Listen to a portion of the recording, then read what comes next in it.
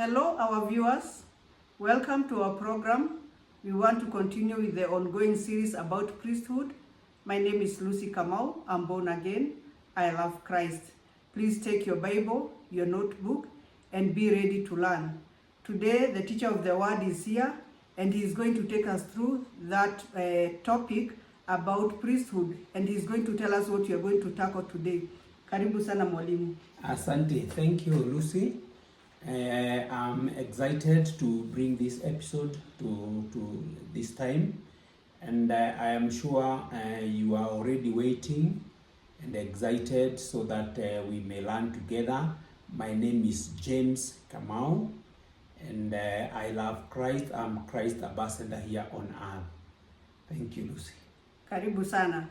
Our viewers, as I have said, we have done part 1, 2, and 3.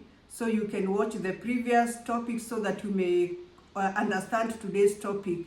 And because we are ready, please let us continue to learn together. Karibu sana mwalimu, help us on how we are going to go about it. Thank you very much. In our last episode, we looked at a component that is within the Levitical priesthood, which was actually tithing. Yes. And we were able to see that tithe was actually a salary or a wage for the Levites who were working in the tabernacle. Yes. So we want to continue so that we understand this priesthood. We called it the Levitical priesthood because it comes from the tribe of Levi, but at the same time, it can be referred to as the Aaronic priesthood. Why? Because Aaron was the high priest. Okay. Right? So when we call it the Aaronic priesthood, or when we are talking about the Aaronic priesthood or the Levitical priesthood, we are talking about one and the same thing. Okay. So well, sometimes we may use those two words interchangeably, and so please bear with us. It is what the Bible also refers to it as. At times Levitical, at times the Aaronic priesthood, and so we should not worry because it basically means one and the same thing. Okay. Now, today we want to look at the Aaronic garments. Okay, because there were specific garments that were tailored or that were made for this priesthood. And why are we doing this? So that wherever you go to worship, you go and check and see whether some of these things that we are talking about here are being practiced there. And then you'll be able to know under which priesthood those people are actually serving you. Okay. And so you want to tell us that there were specific garments for that service? Oh yes, there were prescribed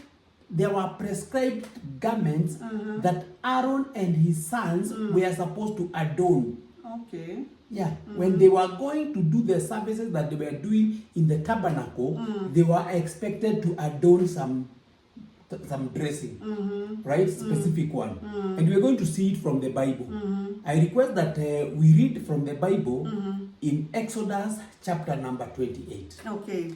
Exodus chapter number 28. Yes. Our viewers, please go with me in Exodus chapter 28. This is very exciting. I'm eager to know the garments because I didn't know there were special garments for the priest. Let us read and hear what the Bible says. From verse 1, we read from verse 1. This is New King James Version. Now take Aaron, your brother, and his sons with him from among the children of Israel, that he may minister to me as priest. Aaron and Aaron's sons, Nadab, Abihu, Eleazar, and Ithamar.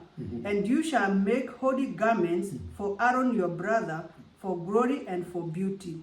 So you shall speak to all who are gifted artisans, who I have filled with the spirit of wisdom, that they may make Aaron's garment to consecrate him, that he may minister to me as priest. And these are the garments which they shall make: a breastplate. I want us to go very slowly here because I want us to hear what the Bible is now calling the Aaronic the garments, the garments that were specifically to Aaron and his sons. And the first one? The first one is the breastplate. The breastplate. An ephod. An ephod. A robe.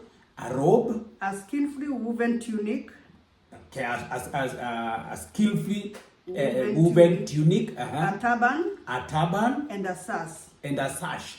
So they shall make holy garments for Aaron your brother and his sons, that they may minister to me as priests. Now, I don't know whether you have carefully listened to that text, because now, number one, it's important. In my videos, I sometimes insist on us understanding who is speaking, to whom is speaking, and what is the subject of discussion. Yes. Now, in this case, it is Moses who has been sent by God to Aaron, right? Yes. And he's telling, God has already instructed Moses on the garments that were supposed to be made for Aaron and his sons as they were working as priests in the tabernacle. Yes. And I want us just to reread the garments once again. In verse number 4, and these are the garments And these are the garments which they shall make: which they shall make: a breastplate, a breastplate, an ephod, an ephod, a robe, a skillfully woven tunic, a skillfully woven tunic, a turban, and a sash. a sash. From my count, there are actually six. Yes, they are. Okay? There are six. And it's very important that we are able to understand them, because by those names, we may actually not understand what they are actually standing for. But then when we read on, we'll be able to understand what each of the garments was. Right? Yes. Now, let's go to verse number 5. Verse number 5, they shall take the gold, blue, blue, purple, and scarlet thread, and the fine linen, and they shall make the ephod of gold, blue, purple, and scarlet thread. They shall make the ephod of gold, and fine woven linen, artistically worked. It shall have 2 shoulder straps. It shall have 2 shoulder straps. Joined at its 2 edges. Joined at its 2 edges. And so it shall be joined together. And so it shall be joined together. And the intricately woven band of the ephod. Intricately woven band of the ephod, which is on it, shall be of the same workmanship, made of gold, blue, purple, and scarlet thread, and fine woven linen. Now, we are still being described these garments, right? He has mentioned about the breastplate, and he has said that it had straps, right? And this strap was what was hanging it on the shoulder of the priest. Yes. Verse number 9. Then you shall take 2 oxyl stones and engrave onyx stones and engrave on them the names of the sons of Israel. 6 of their names on one stone. 6 of their names on one stone. And 6 names on the other stone. 6 other names on the other stone. So these stones were supposed to be on the shoulders.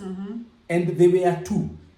6, on each one of them, the first 6 tribes of Israel were engraved on it, and the next 6 tribes of Israel were engraved on the other that was on the shoulder. Okay. Right? So they were representing the 12 tribes of Israel. They were representing the 12 tribes of Israel. Okay. Yes. Verse number 10. Verse number 10. Sorry, verse number... let me read it again. 6 of their names on one stone, and 6 names on the other stone, in order of their birth. With the work of the engraver in stone, like the engravings of a signet. You shall engrave the 2 stones with the names of the sons of Israel. We shall engrave the stones with the names of the children of Israel. What is to engrave? To engrave is to cut through a stone, right? When you write a name by cutting through the stone, what you are basically doing is you are engraving, right? Let's continue. You shall set them in settings of gold, and you shall put the 2 stones on the shoulders of the ephod as memorial stones for sons of Israel. You shall put it on the shoulders of the ephod as right, a memorial stones for as the sons memorial of Israel. stones of the sons of Israel. So Aaron shall bear their names before the Lord on his two shoulders as a memorial. You shall also make settings of gold, and you shall make 2 chains of pure gold like braided cords, and fasten the braided chains to the settings. Verse number 15. Verse number 15, very, very important. I want us to follow here because we are being described these garments, right? Yes. That Aaron and his sons were to adorn as priests as they went to serve as priests in the tabernacle.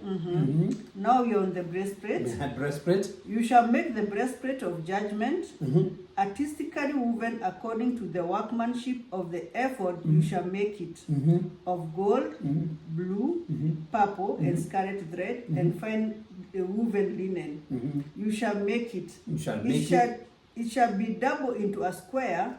A span shall be its length, and a span shall be its width. In other words, it was supposed to be square. Okay, we sometimes, okay, I do not know what that length that they are calling there is, but then obviously it talks about the square because it's a single length and another length. So basically, so even the measurements were given. Even the measurement of this. Remember, we are talking about the breastplate right now. It shall be doubled into a square. A span shall be its length, and a span shall be its width. And you shall put settings of stone in it. You shall put settings of stones. These are precious stones on the breastplate. 4 rows of stones. 4 rows of stones. The first row shall be a sardius, a topaz, and an emerald. This shall be the first row. The first row. We have given already the first row. The second row shall be turquoise, sapphire, and diamond. The third row, jacinth, agate, and amethyst. Okay, those are precious stones. And the fourth row, beryl and oxyl, and the jasper. So in other words, all the stones, because now remember that the breastplate was supposed to be put here at the front. Yes. Right? And then it had rows. And we are told that each row, of course, had three stones. Yes. 3 precious stones. And we are given the names of those precious stones. And they were in 4 rows. Yes. Right? You get? Yeah. And all of them now were actually supposed to be 12. Why 12? Because they were representing the tribes of Israel. Yes. Because they are 12. Remember the stones that we are told that were on the ephod, on the shoulders, were representing 6 of the tribes of Israel on one shoulder, and 6 of the other 6 tribes of Israel on the other shoulder. But then on the breastplate, again, they were adorned with stones that represented now each of the children of Israel as special stones. I get that. I believe we are getting. Yes. So a breastplate was simply, a square kind of a thing that had 4 rows, and each row had, of course, 3 stones, right? Yes. Representing the children of Israel. Let's move on. Verse number 22. 22. You shall make chains for the breastplate, and at the end, like braided cords of pure gold. Yes. And you shall make 2 rings of gold for the breastplate, and put the 2 rings on the 2 edges of the breastplate. 2 edges. We have the edges here. The edge, remember we said it's like a square thing. Yes. So it had 2 edges. The lower edges and of course the upper edges. The upper edge, we saw that it was actually hanged, isn't it? Yes. When we started looking at all the garments. Let's continue. And the other 2 ends of the 2 braided chains you shall fasten to the 2 settings, and put them on the shoulder strap of the ephod in the front. In the front. You shall make 2 rings of gold, and put them on the 2 ends of the breastplate, on the edge of it, which is on the inner side of the ephod. Which is the inner side of the ephod. And the 2 other rings of gold you shall make, and put them on the 2 shoulder straps underneath the ephod towards its front. Towards the front. Now, basically, because of time, I want us, because basically what we are being described to here is the breastplate. Remember, we were already told about the effort. The effort, we have already been given the description, but he's later going to be telling us about how it was supposed to be. I want us to maybe jump to verse number 31 so that we understand these garments. Basically, what I want us to get out of this topic today is that there were specific garments, right? Yeah. And I want you to be able to see the six garments that we are told.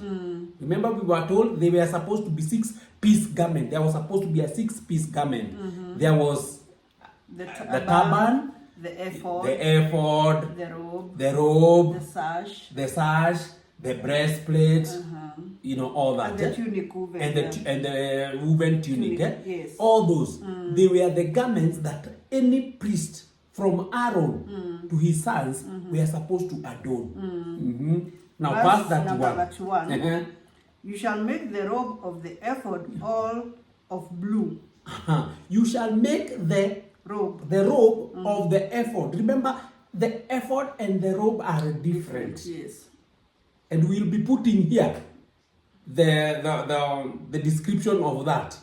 We'll put Aaron here, some the design of Aaron with all those garments so that you'll be able to see. But basically, the one that we have looked at, we have looked at two of them. We have the ephod. Ephod ilikuwa ni kama kabuti ya juu, right? And then on top here there was the breastplate. But then inside, what was actually carrying the ephod, there is the robe that we are now being described here. Yes. Yes. There shall be an opening for his head in the middle of it. It shall have a woven binding all around it. It will have woven binding. Like an opening of a coat of mail. So that it does not tear. And upon it, and upon its hem you shall make pomegranates of blue, purple, scarlet, all around its hem, and bells of gold between them all round. Just hold it there. Now, what are we being described here? It is the robe. Yes. Remember, it's not the ephod, because the ephod was supposed to be something shorter. Yeah. But now we are being described to the robe, and this robe, because it was longer, at the edges there on the hem, there was supposed to be pomegranates, and golden bells, alternately. So, and this was on the hem, the lower side of the hem. Yes. Right? A pomegranate and a bell. Yeah. A pomegranate and a bell. A pomegranate and a bell. A golden bell. And this robe was supposed to be blue. This robe was supposed to be blue. It has a specific color. It was very specific. These were specifics that were given by God Himself. Verse number 35. And it shall be upon Aaron when he ministers, and its sounds will be heard when he goes into the holy place before the Lord, and when he comes out, that he may not die. That he may not die. Allow me to explain something here. Now, we are being told the reason for the bells. So that when Aaron, because remember when in our last topic, we saw that Aaron was the only one who was supposed to go to the inner, Holy of Holies. Yes. And when he went in there, he would only go there alone. Yes. And once a year, and not without blood. He would go there with blood. And when he's doing his priestly, duties there, the bells would make noise. Yes. So that the people who were out, the other Levites who were in the sanctuary, would continue hearing whether Aaron is still performing his priestly duties, so that they know whether he's alive. That was the reason for the bells. Okay. Wow. Yes. Verse number 36. Verse number 36. You shall also make a plate of pure gold and engrave on it like the engraving of a signet. Verse number 37. And you shall put it on a blue cord, that it may be on the turban. It shall be on the front of the turban. So it shall be on Aaron's forehead, and that Aaron may bear the iniquity of the holy things which the children of Israel hallow in their holy gifts, and it shall also be on the forehead, that they may be accepted before the Lord. Just hold it there. Again, we are now being described the turban and how it was supposed to be. They were supposed to adorn a turban, right? Now, I want us to jump to verse number 40. Verse number 40. For Aaron's sons, you shall make tunics, and you shall make sashes for them. You shall make tunics. The tunic, so the effort was only for the high priest. High priest, yes. Okay, for Aaron. But now, these other ones were to adorn. With tunics. With their tunic. And sashes. And a sash. A sash is like a band that is worn on the waist. So the high priest had an ephod.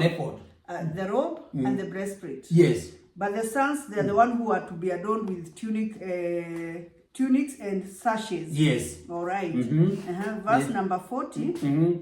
Let me read that again. For Aaron's sons, you shall make tunics, and you shall make sashes for them, and you shall make hats for them, for glory and beauty. So, for the sons, they were supposed to wear a hat. A hat. I can see it. If you look at some of these religious, activities going on within the country, you see some people adorning that cap. Basically, what they are trying to tell us is that they are adorned in the way the sons of Aaron were adorned. Yes. So you shall put them on Aaron's brother and on his sons with him. You shall anoint them, consecrate them, and sanctify them, that they may minister to me as priests. The reason was that they may minister to the Lord as priests. Which priesthood are we talking about? We are talking about the Aaronic priesthood, yes, or what we can also call the Levitical priesthood. Verse 42, and you shall make for them linen trousers to the cover. sons, the sons. And you shall make for them linen trousers to cover their nakedness, and they shall reach from the waist to the thighs. The waist to the thigh. It's like a skirt. The waist to the thigh. Yes. They shall be on Aaron and on his sons when they come into the tabernacle of meeting. They shall be on Aaron and his sons when they come to the tabernacle of meeting. Or when they come near the altar to minister in the holy place, that they do not incur iniquity and die. It shall be a statute forever to him and his descendants after him. Basically, we have been told the garments that Aaron and his sons were supposed to adorn. So, when you see a priest today, in the church system, and you see them adorning these, long robes.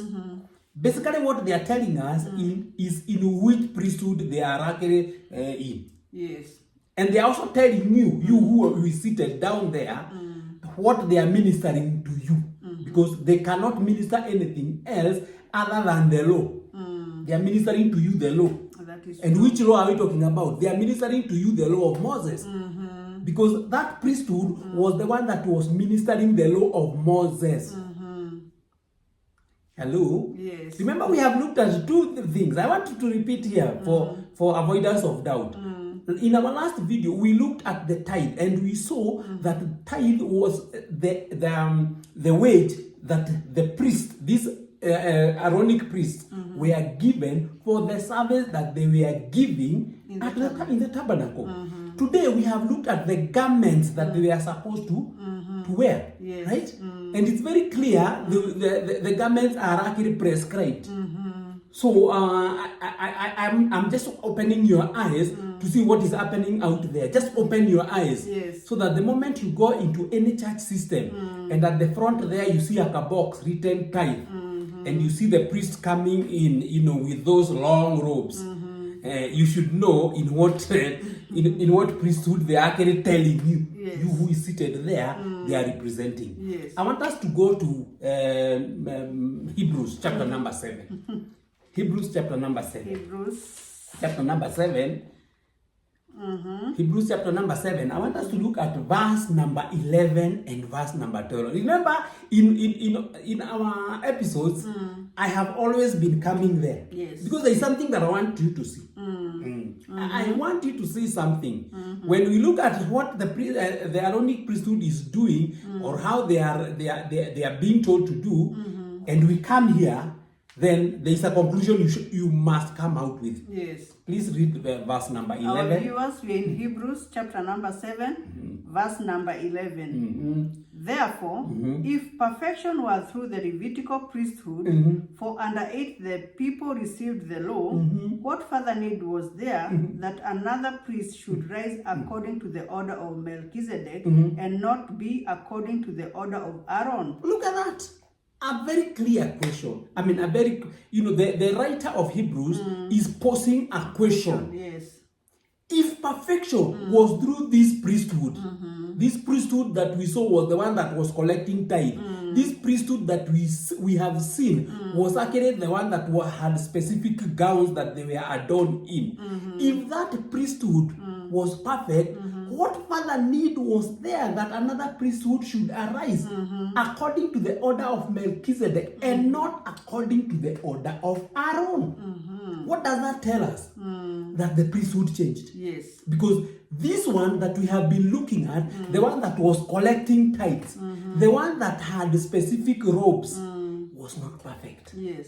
That's what the writer of Hebrews is talking about. True, yes. Please reread that verse number 11. Verse number 11.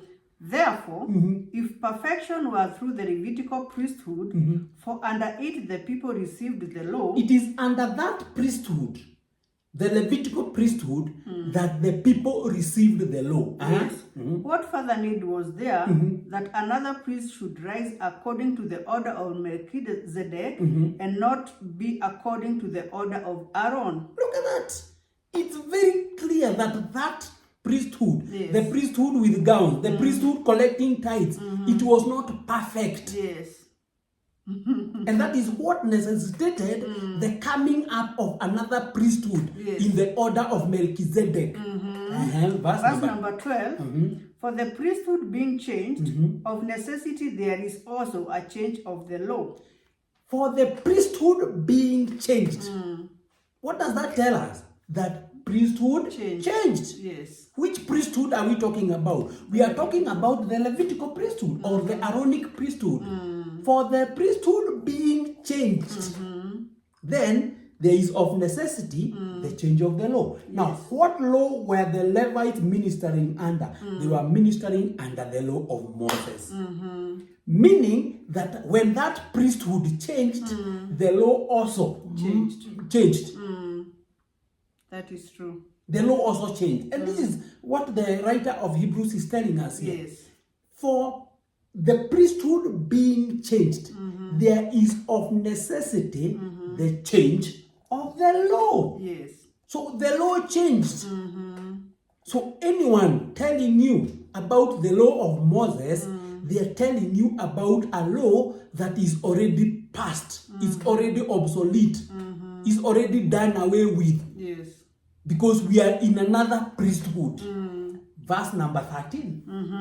Verse number 13. For he of whom these things are spoken belongs to another tribe, from which no man has officiated at the altar. Look at that. For he of whom these things are spoken of. Because now we are talking about Christ. Because it is Christ that we are talking about these things of the Melchizedek priesthood.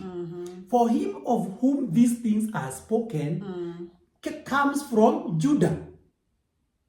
Remember that Moses has not spoken anything about priesthood from Judah. Yes.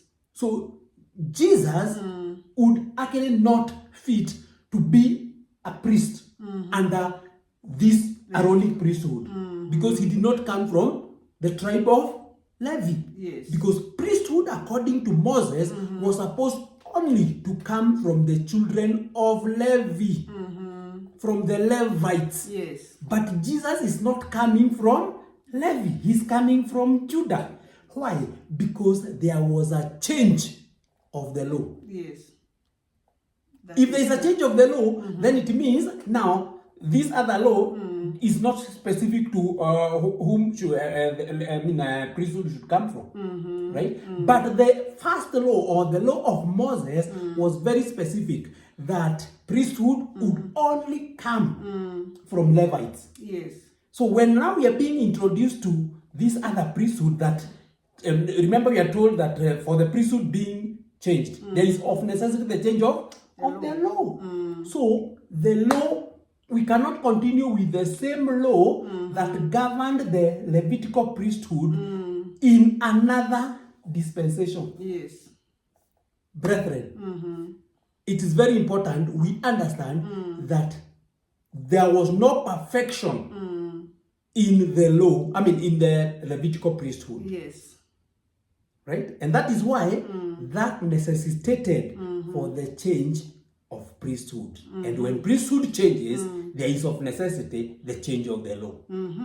Those two changed. The law changed, the priesthood changed.